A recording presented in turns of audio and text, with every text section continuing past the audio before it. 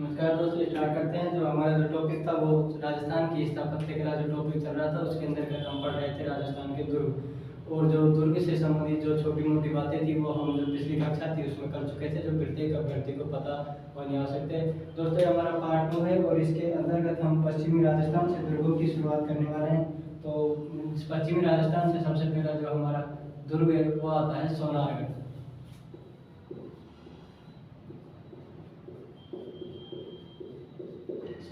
सोनारगढ़ दुर्ग कहाँ स्थित है? जैसलमेर में। अब बात आती है इसके निर्माण कार्य की। तो इस दुर्ग का निर्माण किसने करवाया? जैसल भाटी द्वारा 1155 ईस्वी में। किसके द्वारा करवाया गया? जैसल भाटी।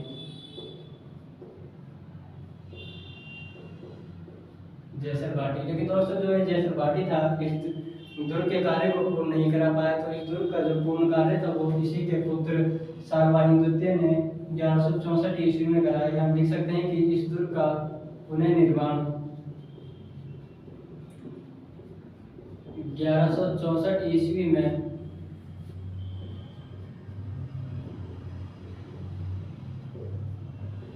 सालवाहिन द्वितीय द्वारा करवाया गया। दोस्तों बात आती है इस दुर्ग की श्रेणी की। तो इस दुर्ग की जो श्रेणी है वो है धानवन श्रेणी। और दोस्तों धानवन श्रेणी की जो परिभाषा है मैंने आपको बताई थी कि ऐसा कोई भी दुर्ग जो समतल भूमि पर निर्मित हो या जिसके चारों ओर मरुस्थल हो, क्या कहलाता है? धानवन दुर्ग कहलाता है। इस दुर्ग की आकृति की बात करी जाए तो इस दुर्ग की जो आकृति है, आकृति त्रिकुटाकृति है, यानी कि ट्रायंगुलर।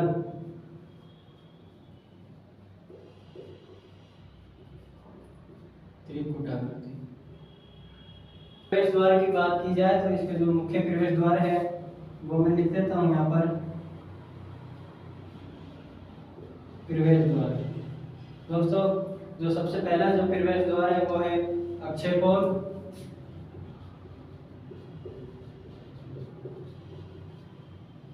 अक्षयपोल, सूरजपोल, गणेशपोल और एक है दोस्तों हवापोल।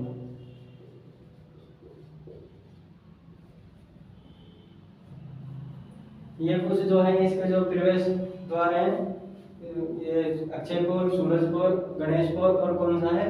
हवापोल। और दोस्तों इसके बाद जो इस दुर्ग के जो उपनाम है उनके बारे में हम पढ़ते हैं आगे कि इस दुर्ग के क्या क्या उपनाम है।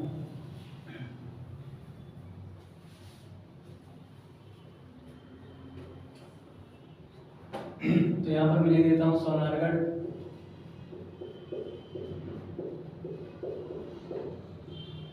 उपनाम।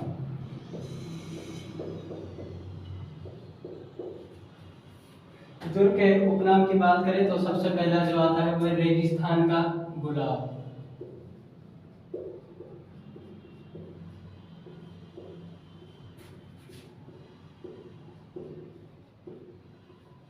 रेगिस्तान का है। एक दोस्तों इसी दुर्ग के पास एक गोहरा पहाड़ी है और गोहरा पहाड़ी स्थित होने के कारण इसी को कहा जाता है गोहरागढ़। गोहरा पहाड़ी स्थित होने के कारण इसी को क्या कहा जाता है? गोहरागढ़। और दोस्तों इसी के साथ साथ इसको कहा जाता है राजस्थान का अंडमान।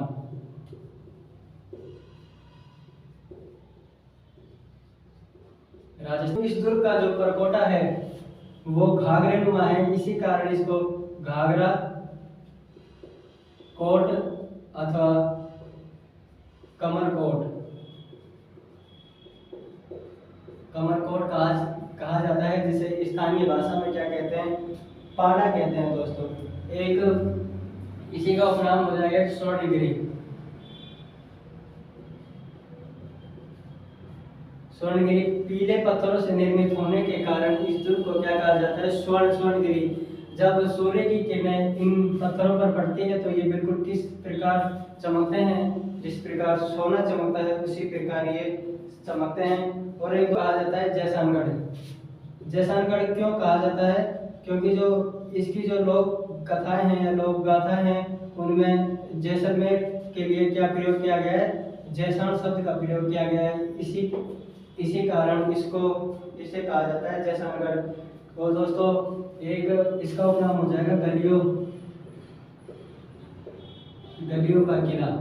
दोस्तों इस दुर्ग में जो है गलियां हैं, छोटी छोटी गलियां हैं, बहुत सी गलियां हैं। इसी करते होने के कारण इस दुर्ग को कहा जाता है त्रिकुटगढ़।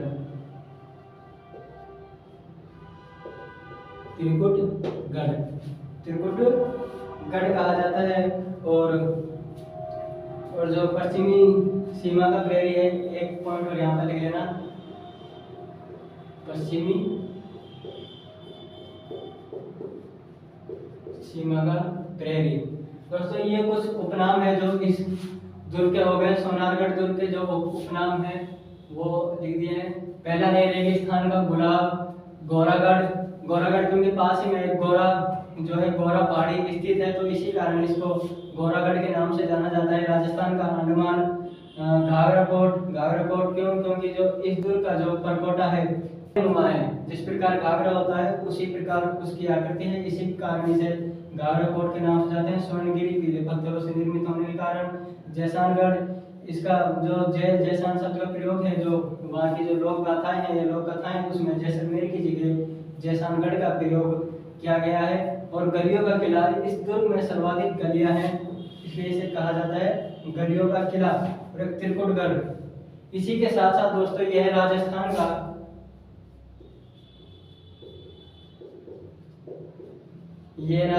का दूसरा लिविंग फोर्ट,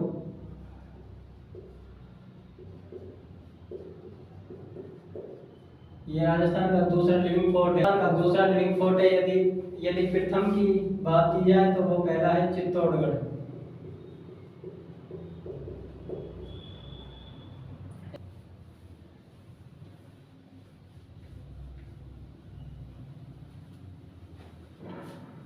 अब हम इसकी जो है विशेषता पढ़ेंगे कि इस दुर्ग की क्या विशेषता है जिसके कारण हमें ये दुर्ग पढ़ना पड़ रहा है और एग्जाम के लिए अति इम्पोर्टेंट है। तो मैं यहाँ पर डाल देता हूँ विशेषताएं।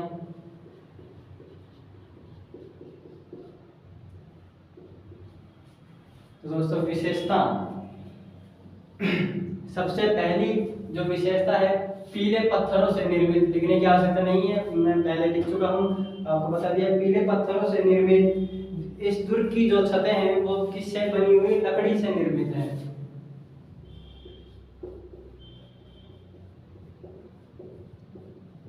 इस दुर्ग की छत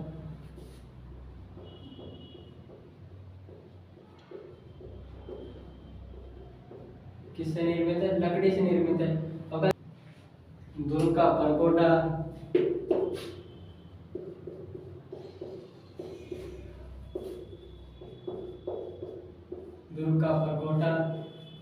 घाघरानुमा है। घाघरानुमा होने के कारण इसको क्या कहा जाता है, घाघराकोट, कमरकोट, या स्थानीय भाषा में कहा जाए तो इसे क्या कहा जाता है, पाड़ा। एक झील आती है गड़ीसर झील,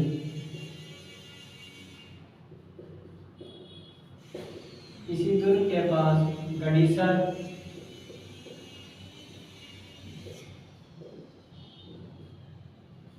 झील स्थित है। गड़ीसर झील के किनारे स्थित है, लेकिन दोस्तों जो ये झील है इस दुर्ग से करीबन 1 से 1.5 किलोमीटर की दूरी पर स्थित। राजस्थान का सर्वाधिक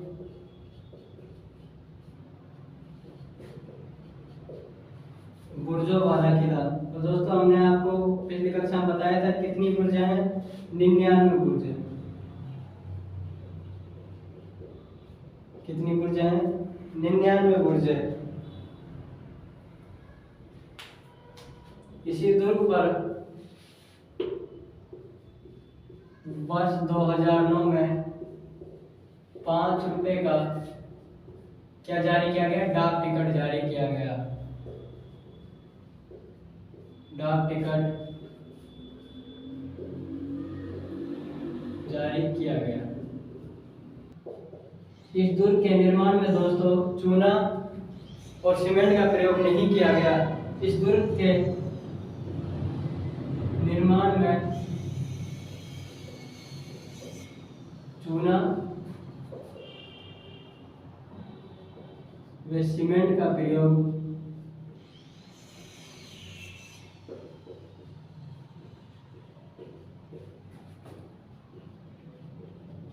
नहीं किया गया। तो दोस्तों किसका प्रयोग किया गया है? चूना में जिप्सम का प्रयोग किया गया है। जिप्सम का प्रयोग किया गया है।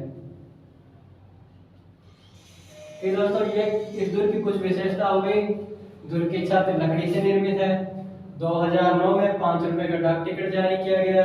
दुर्ग का परकोटा घाघरे नुमा है। गड़ेसर झील स्थित है। सर्वाधिक बुर्जों वाला किला 99 बुर्ज है। और इसी दुर्ग के निर्माण में चूना व पत्थर का प्रयोग न कर किसका प्रयोग किया गया? जिप्सम का प्रयोग किया गया। दोस्तों एक और विशेषता इस बात की, राजस्थान का पहला दुर्ग या एकमात्र दुर्ग जिस पर क्या बनी? मूवी बनी। और दोस्तों बात करते हैं सोनारगढ़ के मंदिर की। मंदिर तो सबसे पहले जो मंदिर है वो लक्ष्मीनाथ जी का मंदिर।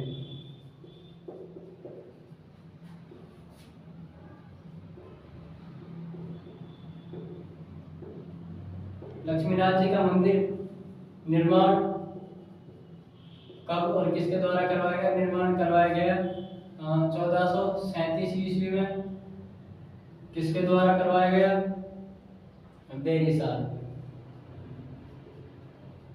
बेरिसाल द्वारा करवाया गया।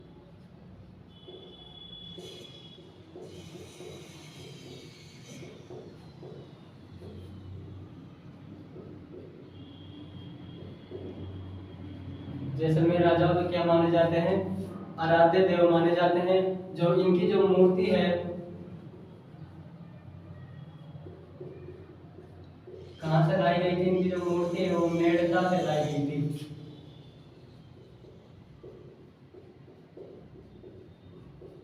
मेड़ता कहाँ पड़ता है? मेड़ता पड़ता है दोस्तों नागौर में पड़ता है। और इस दुर्ग की जो मुख्य विशेषता है वो क्या है? इसकी जो खिड़की दरवाजे हैं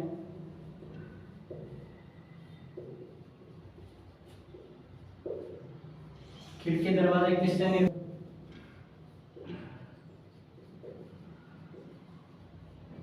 चांदी से निर्मित है। ठीक है दोस्तों, अब इसके बाद जो दूसरा मंदिर है वो आता है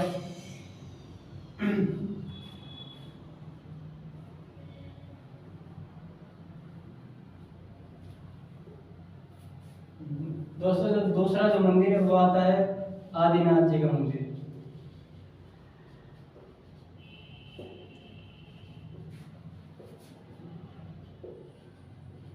आदिनाथ जी का मंदिर, ये मंदिर दोस्तों इस दुर्ग का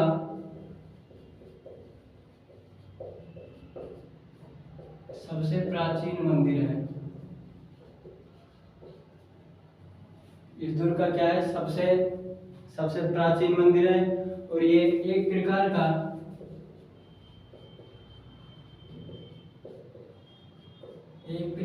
कौन सा मंदिर है? जैन मंदिर है। ठीक है दोस्तों, एक आध मंदिर और बच जाते हैं, जैसे स्वांगिया माता का मंदिर।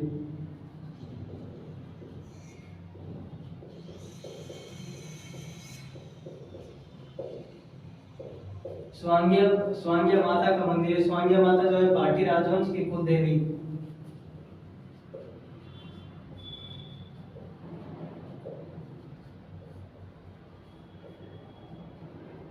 क्या मानी जाती है? स्वांगिया माता भाटी राजवंश की जो है कुल देवी मानी जाती है। इसी के साथ दोस्तों एक मंदिर और है, संतोषी माता का मंदिर।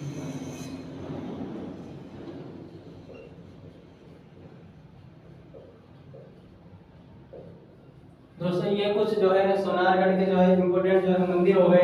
लक्ष्मीनाथ जी का मंदिर जिसका निर्माण 1137 ईस्वी में किसके द्वारा करवाया गया? बेरिसाल के द्वारा इसका निर्माण जो है करवाया गया।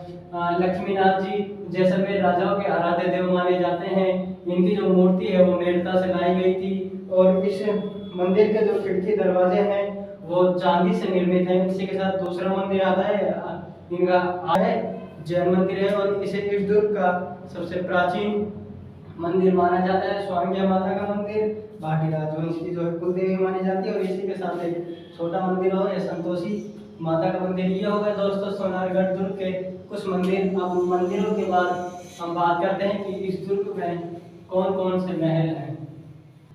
अब अपने जो है दोस्तों जो मंदिर है वो कंप्लीट हो चुके हैं, और मंदिर के बाद हम पढ़ते हैं इस दुर्ग के महल। इस दुर्ग में कौन कौन से प्रमुख महल हैं। तो दोस्तों महल, सबसे पहला महल हम पढ़ेंगे बादल महल।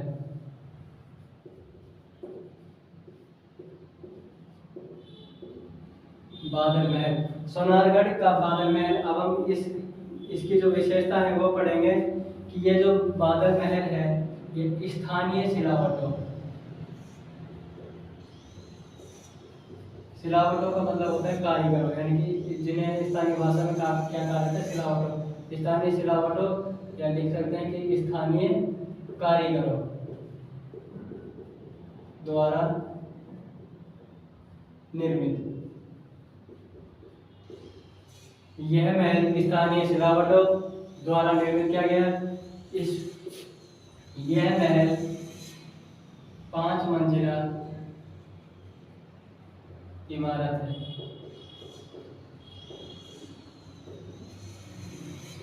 और दोस्तों इसी बादल महल के पास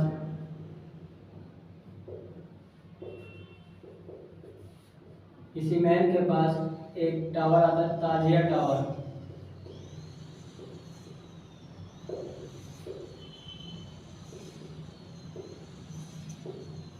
कौन सा टावर स्थित है दोस्तों? ताजिया टावर स्थित है, और राजस्थान का सबसे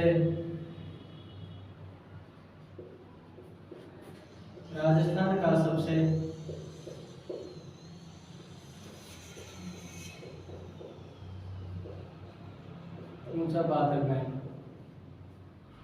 तो क्या नाम है, बादल महल की बात आती है तो बादल महल से जो है 4-5 क्वेश्चन जो है हमें देखने को मिलते हैं कि बादल महल कहाँ स्थित है, कौन सा बादल महल सबसे ऊंचा है, सोने की नक्काशी के लिए कौन सा बादल महल जाना जाता है। तो दोस्तों एक यहाँ पर बॉक्स बनाकर मैं आपको जो है डाउट क्लियर करवा देता हूँ कौन कौन से क्वेश्चन है जो हमसे पूछे जाते हैं। पहले हम वो क्वेश्चन लिखेंगे, उसके बाद उनके जो है हम उत्तर लिखेंगे। 4 तरीके के जो है प्रमुख क्वेश्चन बनते हैं। पहला क्वेश्चन बनता है कि बादल महल स्थित है। बादल महल स्थित है। दूसरा क्वेश्चन क्या बनता है दोस्तों कि सबसे ऊंचा बादल महल।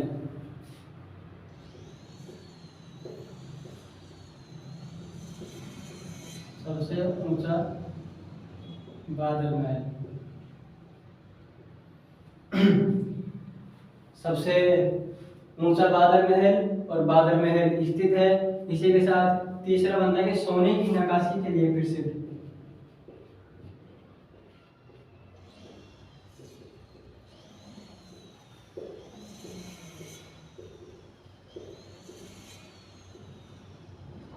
सोने की नक्काशी के लिए प्रसिद्ध बादल महल। और एक क्वेश्चन बनता है कि किस महल में जाने पर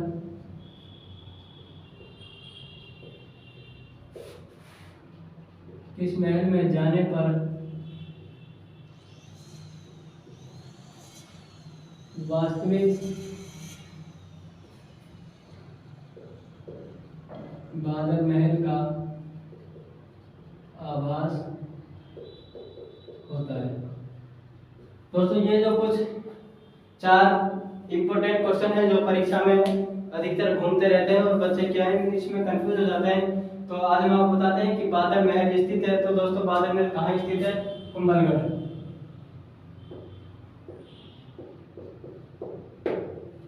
कुंभलगढ़ दुर्ग में स्थित है। और जो इस कुंभलगढ़ की जो दीवार जो परकोटा है वो बादल महल कुंभलगढ़ में स्थित है। सबसे ऊंचा बादल महल यदि पूछा जाए तो अभी पढ़ ही रहे हैं कौन सा बादल महल हो जाएगा? सोनारगढ़ दुर्ग का बादल महल। सबसे ऊंचा बादल महल स्थित है सोनारगढ़। सोने की नक्काशी के लिए प्रसिद्ध बादल महल। जमीन का जेवर कहा जाने वाला जूनागढ़। और जूनागढ़ कहाँ स्थित है? बीकानेर। जूनागढ़ बीकानेर, बीकानेर के बादल महल। और किस महल में जाने पर वास्तविक बादल महल का आभास होता है? तो दोस्तों किस महल में जाने पर वास्तविक महल का आभास होता है? तो ये होता है नागौर के बादल महल।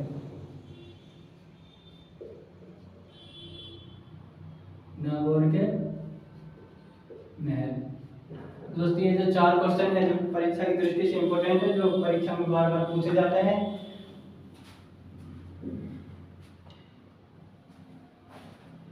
तो मैं इनको हटा देता हूं यहाँ से।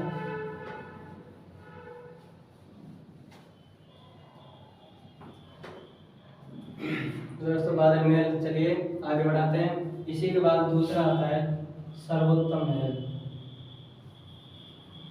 इसी के बाद दूसरा महल आता है सर्वोत्तम महल।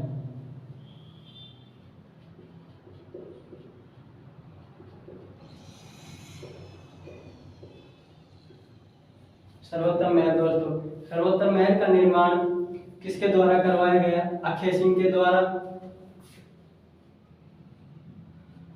किसके द्वारा करवाया गया? अक्षय सिंह द्वारा। इस दुर्ग की मुख्य विशेषता क्या है कि सर्वोत्तम महल, इसी महल को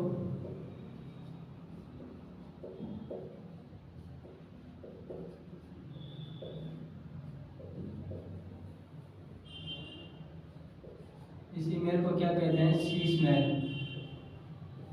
इसी महल को, इसी के साथ दोस्तों छोटे मोटे जो है और महल हैं, जैसा कि मैं नंबर 3 पर यदि मैं लिखूं तो नंबर 3 पर हो जाएगा गजविलास महल। और गजविलास नाम से ही स्पष्ट है, इसका निर्माण कौन कराएगा? गज सिंह।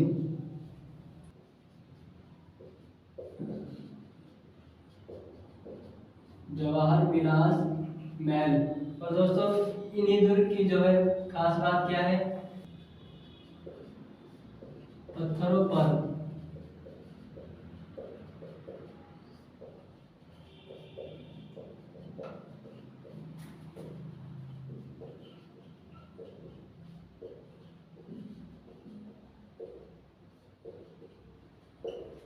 पर किस लिए प्रसिद्ध है? जालियों की कटाई के लिए प्रसिद्ध है। 2 महल और बच जाते हैं, एक रंग महल और एक मोती महल।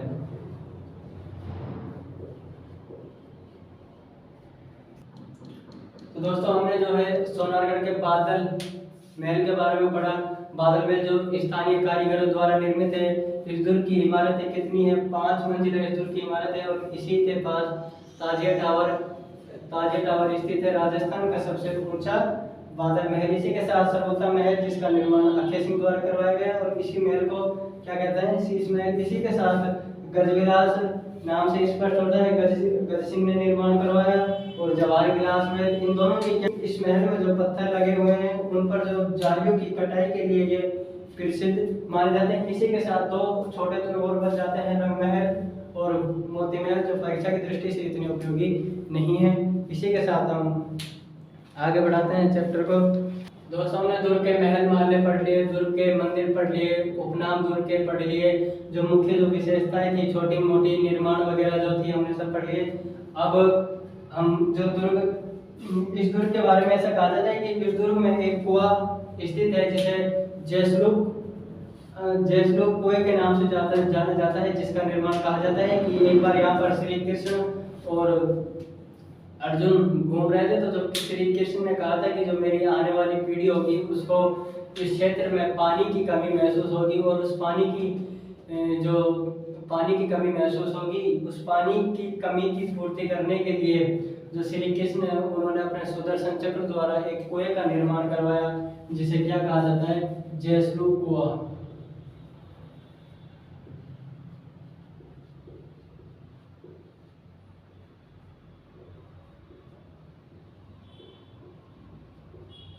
जयश्लोक। इसी कुएं का दोस्तों प्राचीन नाम था सोनार कुआं।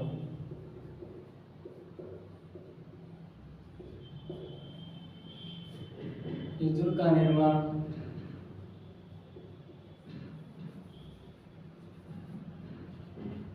इस कुएं का निर्माण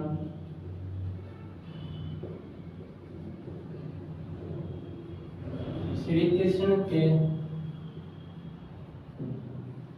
सुदर्शन चक्र द्वारा, सुदर्शन चक्र द्वारा इस दोस्तों यह दुर्ग अपने 2.5 शाखों के लिए प्रसिद्ध है।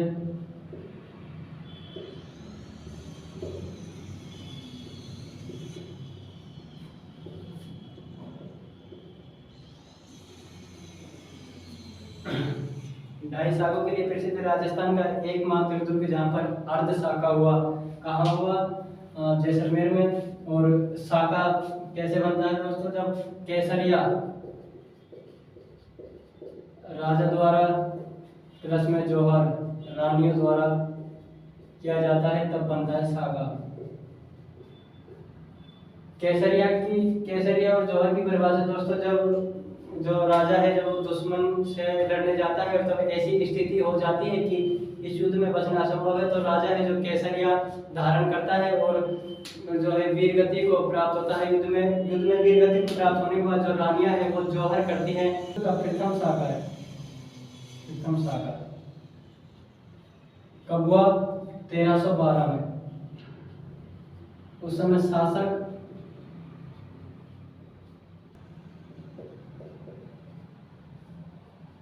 मुराद द्वितीय वर्सेस आक्रमण किसका हुआ? अलाउद्दीन खिलजी का।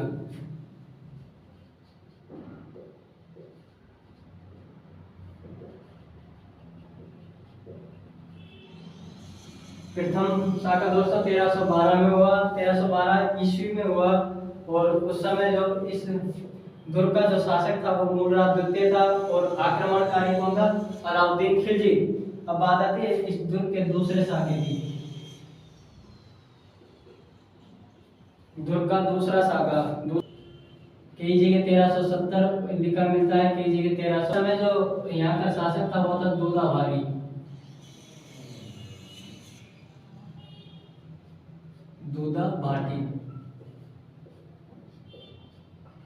दूधाभाटी था दोस्तों। आक्रमण किसका हुआ था? फिरोज शाह तुगलक का। किसका आक्रमण हुआ था? फिरोज शाह तुगलक।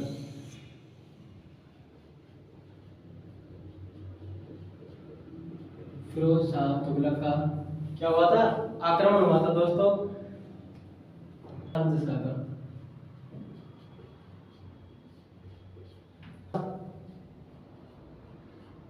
1550 इस समय यहाँ का शासक,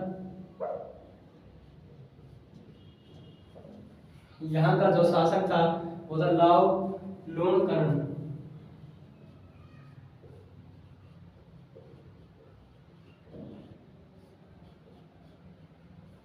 अमीर अली। अमीर अली कहाँ का शासक था? कांधार।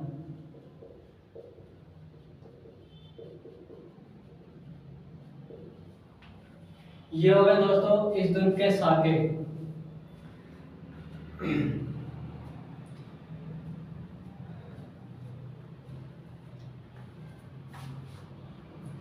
हो गया।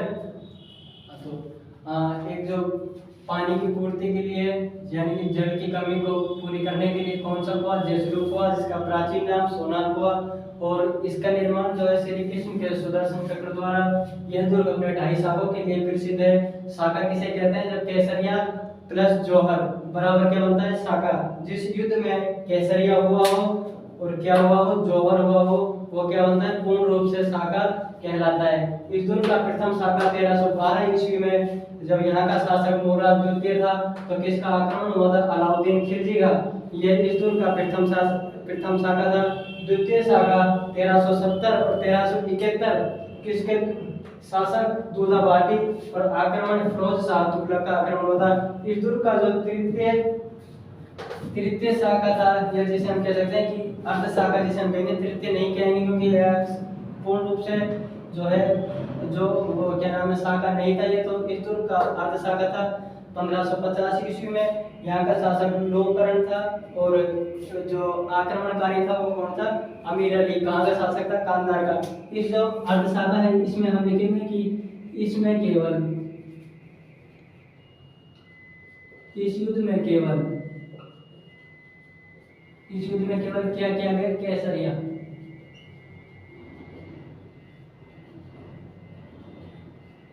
केसरिया क्या किया गया दोस्तों? जौहर क्यों नहीं किया गया? क्योंकि जो अमीर अली था, इसने छल से जो यहाँ की रानियां थी उनको क्या बना लिया था? बंधक बना लिया था। इसी कारण इस दुर्ग में केवल केसरिया हुआ और जो है जौहर नहीं किया गया। ठीक है दोस्तों, इसी के साथ फिर मिलते हैं हमारी अगली क्लास में। तब तक के लिए ऑल द बेस्ट।